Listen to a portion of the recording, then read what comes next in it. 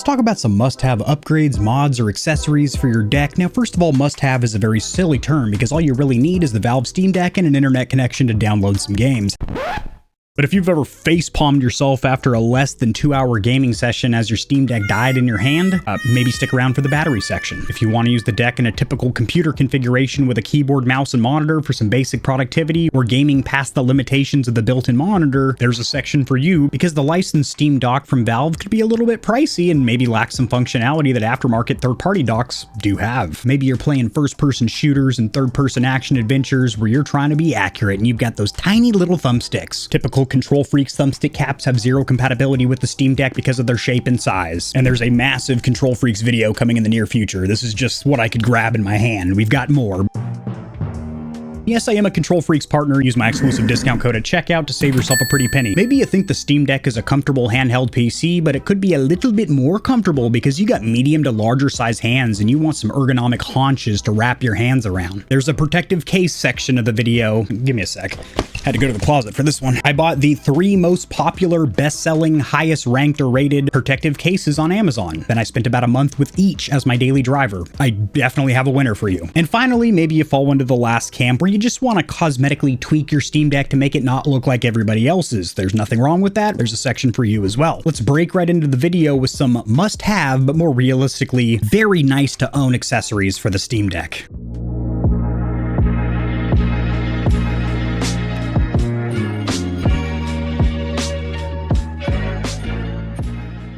The very first thing I recommend you pick up for your deck is going to be some kind of storage expansion, most likely a microSD card. Especially if you got the baseline entry-level cheapest version of the Steam Deck, as that uses the slowest memory, which is eMMC. However, I'm going to be completely honest with you, the blue one here, well, the Steam Deck is black, but the one with the blue cover here is the entry-level Steam Deck, and the one below it is the flagship 512GB anti-glare screen version. And load times and the general user experience felt identical to me. I didn't really notice a huge difference there. And you do have the option, although it's not recommended from the manufacturer Valve, of splitting apart your Steam Deck at the center. I worded that really weird, basically just separating the front and rear shell and installing your own NVMe SSD, which technically could be rated for sizes and speeds better and faster than the 512GB version from Valve. However, a lot of gamers are not going to want to do that, considering it is a pretty involved process. It takes some DIY knowledge and will void your warranty, and it's not recommended from Valve. They blatantly said that. Doesn't mean it's difficult, just means they would prefer you don't do it to their device. The reason I recommend expanding the storage,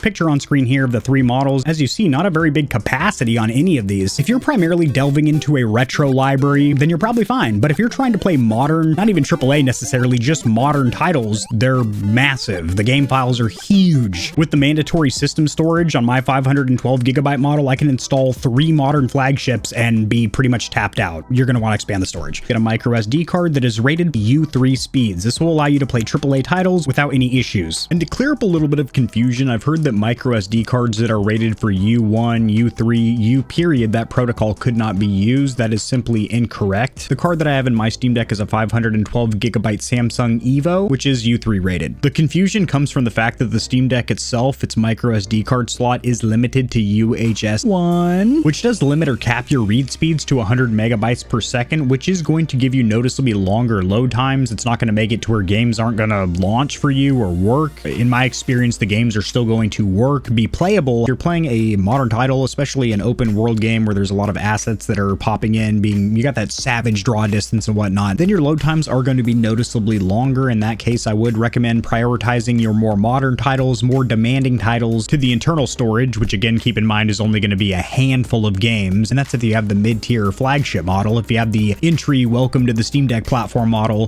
you ain't storing shit really. You're going to have to get a microSD card because that 64 gigabytes is also shared with mandatory system storage. There's 2 microSD cards that I personally use for all of my gaming devices, my Steam Deck, my Switch OLED, anything that needs memory expansion in the form of a microSD card. It's going to be the Samsung Evo series, the one that's a green SD card. Those are balls to the wall performance. And some of SanDisk Ultra's flagship that are 2-tone red and gray are also fantastic options. I will have linked in the description below the exact microSD cards that I use on my Steam Deck. The next one is incredibly important if you play your Steam Deck on the go. The biggest Achilles heel of the Steam Deck battery life. It is atrocious, especially when you're pushing the performance to the wall. If you're actually playing at 60 frames per second, rather than limiting it to 30 or messing with some of the TDP power output settings, you're going to be sapping the ever-living shit out of your battery, and you're going to get about an hour and 45 minutes of hardcore balls-to-the-wall performance before the thing dies in your hand. All other power banks that you could use with the Steam Deck, because you could use any universal power bank as long as it has a USB-C cord, but then what are you going to do with it? Are you just going to strap it to the back with some duct tape or kind of pinch it and hold it there while you're gaming, or have a long USB-C cable and then put the power bank in your pocket or something silly like that? That's what we were having to do.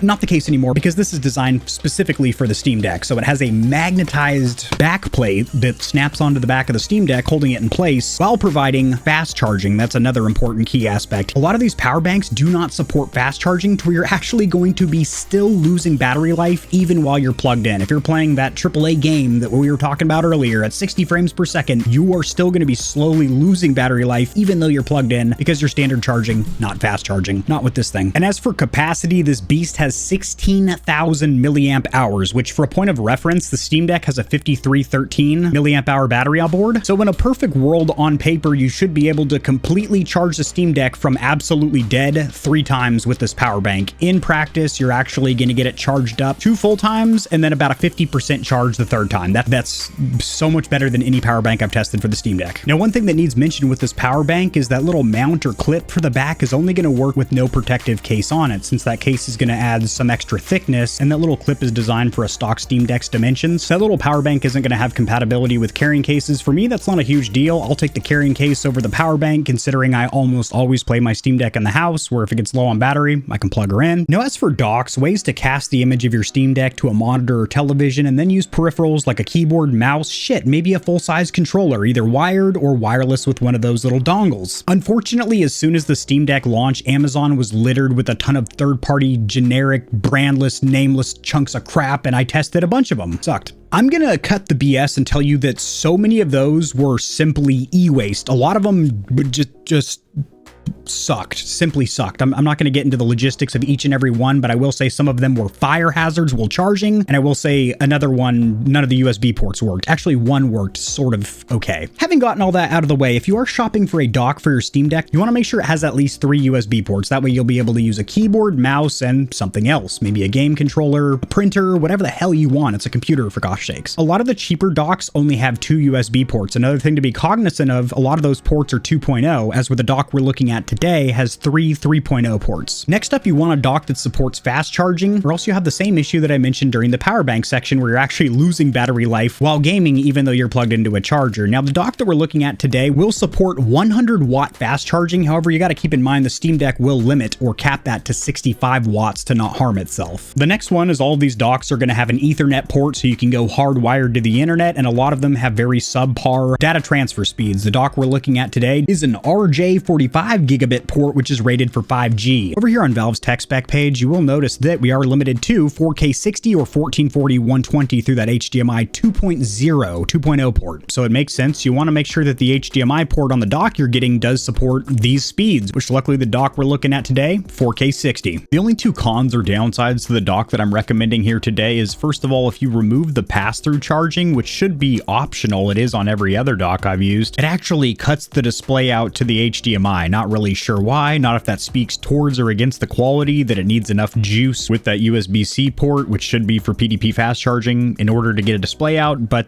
yeah, something to note. And the second one, which really isn't a big deal at all, is it does get a little bit warm to the touch. It's not going to scorch your fingertips off or light your cigarette for you, but it gets a little warm on my desk, especially if I've been docked for a few hours, because unlike playing the deck in handheld mode, you're not limited by 2, 3, 4 hours of gameplay. You could technically just play it indefinitely like a desktop because you're plugged into continuous power. Also, another quick note, I'll most likely make a much shorter video, a guide on going docked with the Steam Deck, just a couple of quirks, tips, and tricks that I picked up over the last few months of going docked with my deck. Decking my dock. Wait, nope, other way around. Docking my deck. My paycheck's gonna get docked if I don't finish this video. But whenever you go docked, automatically your video output, the display is gonna be the default resolution of the Steam Deck's internal screen, which is 800p, so you're gonna have to go into the display settings of each game and increase it to 1080p or 1440p 1080p. This is a 1080p TV, not a 4K. It's very old. I've had this thing for like 8 or 9 years. Instead of chucking her out, I repurposed her as a third monitor for the GamerHeaven. That's just being savvy, if you will. Getting sidetracked, but you're going to need to go into your display settings and change them for your new display or screen. But I personally like to see a dock with a little bit of rubberized padding, something to hold the Steam Deck in place so it's not just plastic on plastic or plastic on metal contact. Give me a little rubber strip so I don't have to go source one on Amazon and stick it on myself. Next up, onto protective cases. These are going to be a two-piece benefit. First of all, if you drop your Steam Deck, you're going to have a little bit of protection. The second one is going to be it's more comfortable on your hand because it adds a little bit of width or size, so you have more to hold on to, and usually they're going to be rubberized or some kind of a grippy stippled plastic. I will say the deck is already a very comfortable handheld PC right out of the box, but adding a grip to it takes it to a whole new level, especially if you have somewhat larger hands. I don't know how this one got so dirty, but anyway, I tested this PG Tech one over here. Now that black rubberized case is identical to this one, and I ended up going with this one just because of the cosmetic factor. It added that little color pop, but it is at its core the same exact case, and I will say it's a pretty good design. You have these little bumps on the front which provide a good amount of grip. Then on the sides you have these little lines. It actually keeps your hands incredibly cool even in long gaming sessions. I like this one quite a bit. Now I do like the hard case that I have on my Steam Deck better than this soft silicone version, and that really comes down to personal preference. Do you want a soft squishy material in your hand, or do you want something that's a little bit harder, similar to the actual plastics of the Steam Deck? Me, I wanted that hard feeling of the Steam Deck, however a little bit larger, something I could wrap my hands around better, and also just a little bit better grip. And I got that with this case. I won't really use the kickstand, and I never really look at the back of it, even though it does look nice back there, but this is the JSAUX case. I've seen a lot of YouTubers review this one and talk pretty positively about it, and there's a reason for it. It's got a nice little kickstand back here, which I rarely use, but if you want to prop it up on your table and then Bluetooth a wireless controller, go for it, bud. Even the cutouts near the intake fan are perfect, and the stippling or grip on these bad boys is perfect. And it also feels like it's going to provide good drop protection because it extends out about 1/8 of an inch past all of these ports, plugs, and pretty much all the drop points. A huge perk or benefit to going with the hard plastic cases like the JSAUX over here that clip on is that all the docks, at least every dock that I've seen or tested for the deck, are designed specifically for the dimensions of the deck with no protective case on it. That little bit of added thickness that you're going to have from your carrying case is just simply too much for these docks. And these silicone or rubber ones, I'm always bending the thumbsticks around to get these on and off, which sucks. And then also these are getting more stretched out each and every time you put them on and remove them. And if you're somebody that plays docked daily, then this is just going to be a blown out rubber pretty soon for you. As where the JSAUX one over here doesn't go around the thumbstick, so I'm never worried about, ooh, wow, I'm really jacking these sticks up. And getting this thing on and off is a breeze. It literally just clips over the top. So you put the ass end or tuchus in first, then all the ports, plugs, and buttons are going to line up on the top, and you simply clip it in, and you're in and out in seconds. Took a little longer than usual because I was explaining what I was doing, and apparently I don't have the hand-eye coordination to talk and walk at the same time, or do it and explain it. Now, as far as thumbstick caps, adding these is going to give the same benefits as adding thumbstick caps to a full-size controller for PlayStation or Xbox. It's going to give you a little bit more height, which is going to give you more leverage, so you can bump up the in-game sensitivity a little bit. That way, when you make small, precise, finite movements, that is actually being registered because you're moving the stick's base enough for that movement to be registered on screen. And also, caps usually give you substantially more grip and can even change the size or shape. Now, unfortunately, there's zero support for authentic KontrolFreeks. Since the Steam Deck's thumbstick caps are not only completely flat because they have that presence sensor, that proximity sensor in the middle, but also quite a bit smaller than full-size game pads, and then you have a pretty slick or slippery section around the outside, you're going to have some problems getting good thumbstick caps on here. Now, unfortunately, the Scuff universal caps, you would think it has universal in the name. The whole meaning of that is that it works with anything. Unfortunately, it doesn't work with the Steam Deck or the Switch or the Vita or a lot of things that I've tested. A lot of controllers, actually. Is it really universal? I think a slight renaming of that product. Now, what I recommend doing on the Steam Deck platform is either going with thumbstick caps that are designed specifically for the Steam Deck. These little pandas are made exclusively for the deck. Not only are they adorable, but they just simply fit perfectly. They don't slip around at all. Now, these, if I pinch them and give them a good twist and jerk, I can actually get them to rotate, but it never happens in gameplay. These are technically universal slipover caps from a company called PlayVital, which is a sister company of Extreme Rate. But here's the actual kit. It comes with 8 thumbstick caps included, mounted in different heights. Not only do I really dig the way these look cosmetically, but I also really like the feeling of them with that little hexagonal pattern on there. I have a mid-rise on the left and a high-rise on the right. It works out great for me in combination with this protective case, which makes the Steam Deck larger, so having taller thumbsticks and then a larger PC to grab onto, this makes it a much more comfortable user experience for me. The 2 thumbstick cap options that I do recommend are linked in the description below, as is all the other stuff we're talking about today. If you want to change up the cosmetics, appearance, or looks of your Steam Deck so it doesn't look like everybody else's, I don't blame you. It's already going to look a little bit different because you put on that protective case and the thumbstick caps, but we'll take it a little bit further. This is a protective kit, as they call it. You're not really getting much protection here. It's a couple of vinyl decals or stickers, but it is going to look really cool. It's from a company called PG Tech. I did buy this on Amazon, and it's going to give you some carbon fiber stickers for the rear buttons as well as the touchpads, and I think it looks killer in combination with these. Hello, Clarice. Can you zoom, please? Can you focus? No, you can't. Okay. With the thumbstick caps I ended up going with. Now, unfortunately, they are starting to peel a little bit on the corners of the touchpads, but that is because I'm a moron and was cleaning the Steam Deck off prior to the video, and I guess the microfiber kind of caught part of the sticker on the edge and started lifting it up. But overall, those stickers have stayed in place for several months of me mashing on the touchpads and rear buttons. Hostile UAV in the area.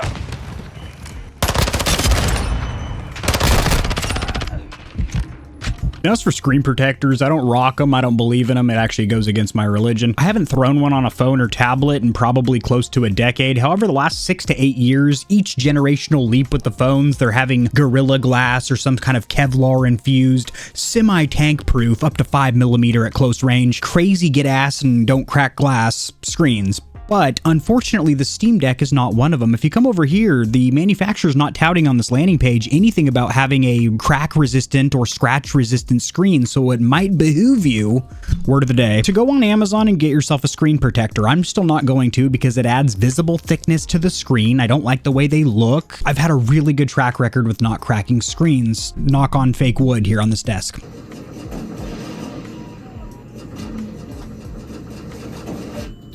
This brings us to a close of our journey here today. This is just my list of my must-have, or as I've said several times throughout the video, niceties, but you really don't need them. Just have a good time with your deck. All of the products mentioned are linked in the description below. Should go without saying, you know, I'm a YouTuber and whatnot, but those are affiliate or referral links down there. You won't pay an extra diggity dime at purchase, but I get thrown a small commission for referring you over there. I don't know if I'm really referring you. I'm basically just giving you my honest thoughts on these products, but the links down there get me a couple shekels in the coin purse. So, you know, that's been disclosed now. Due to short-term memory loss and also there being dozens of accessories and things that you can strap onto your Steam Deck, I'm sure I forgot something that's important to somebody out there. Somebody's going to be like, well, you haven't heard about the flux converter for the Steam Deck that actually boosts the frames per second by 30%. You can drop that in the comment section below. In fact, I do strongly encourage it, not because it's engagement on my video and helps to get it promoted, but also because I actually read those comments and respond to them. Actually, I like the first reason too, so it's kind of a double doozy of goodness. Just comment and like the video and subscribe as well. And I'll see you Stallions and Stallionettes tomorrow.